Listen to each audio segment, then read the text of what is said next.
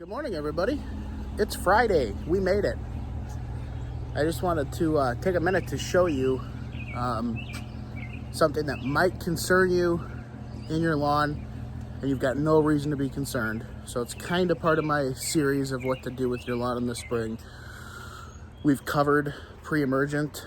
We've covered application, our first application of fertilizer. I'm going to actually show you how to fertilize in a video coming up. We're soon to cover how to spray weeds, so stay tuned to that. And we are going to cover something today, this morning, that you may see and you may become alarmed. So it's a beautiful morning. It's like 57 degrees. There's a fog in the air. You can smell all the carcinogens in the air from all the industrial areas where I live. But let's take a little sip of coffee. And I don't have a lot right now because it's still a little early, but I'll show you two things that are gonna frighten you potentially, and you've got nothing to worry about. So let's take a walk, shall we? This is quackgrass. Lighter, thicker blades.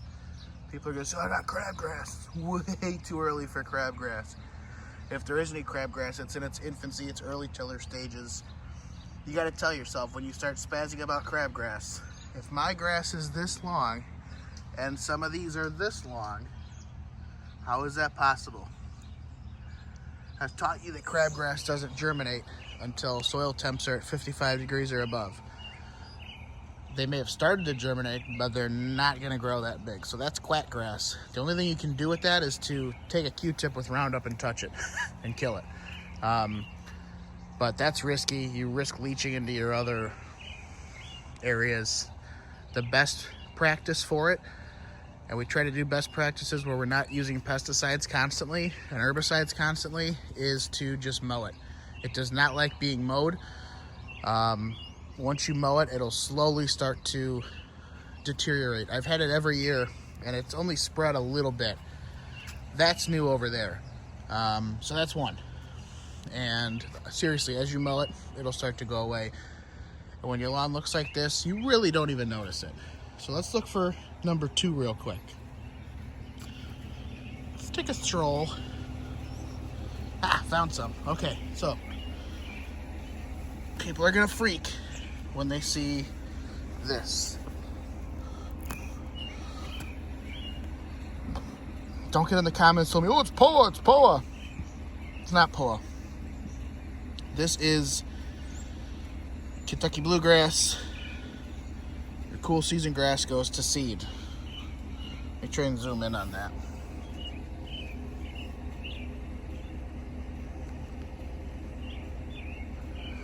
When it goes to seed, that's what you're going to see in the lawn.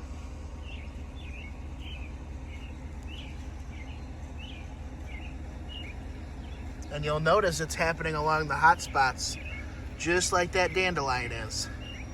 You're getting it along the hot spots because that speeds up the growth. It raises the soil temps.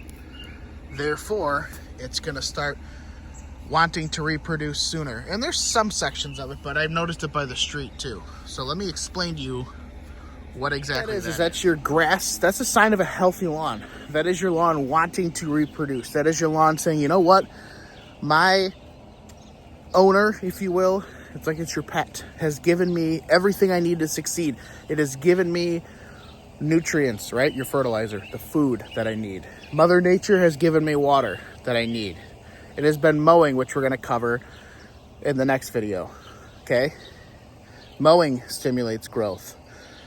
It has been given everything it needs to have a good, sustained life. Therefore, it wants to start reproducing. Boy, I smell a skunk. The skunk is on the move. F around and find out if you're a skunk over here. Again, you probably can't see it because it ain't going to focus. But there's some growing over there too, some of the seed heads. So it wants to reproduce.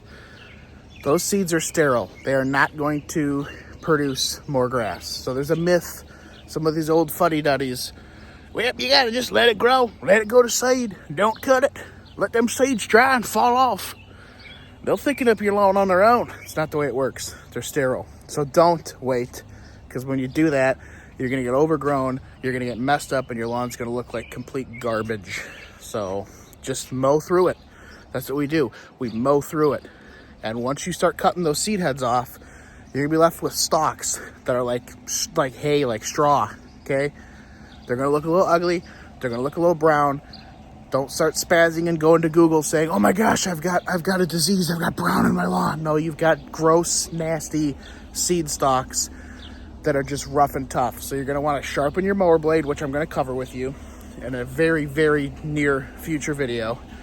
My commitment to you, the watcher, the viewer of the Turf King, is I'm gonna start churning out the content that you deserve more frequently and more often, more consistently, because I have the ability to do it, because Mother Nature is cooperating and everything's growing.